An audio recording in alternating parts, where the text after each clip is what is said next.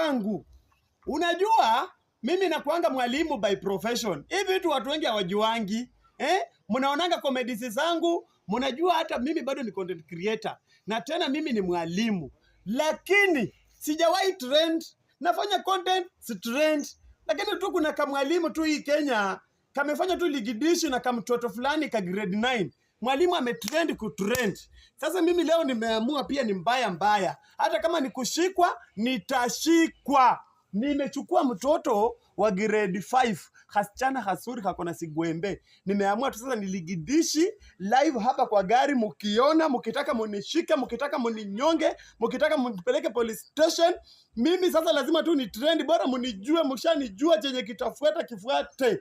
Nataka my cameraman, nataka watu wakuje wamuone kwa hii dinga yangu mzuri hapa. Niko hapa na kamrembo kazuri, katoto kadogo, nataka kukabreki vajo.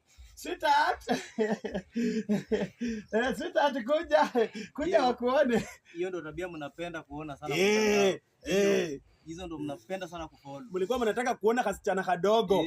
Hapo sasa ndio mlikuwa, hapo ndio walikuwa nafuatilia tu uone. Hiyo simu yako. Hiyo simu yako tumia kufanya biashara kwa mtandao. Ndio kitu ya maana. Na vitu za maana. Ndio maana uko maskini. Ndio maana huwezi endelea kimaisha. Wewe uko tu hapo kuangalia vitu ya ligidishi. Tumia nini? Tumia akili. Enda wewe. Kwanda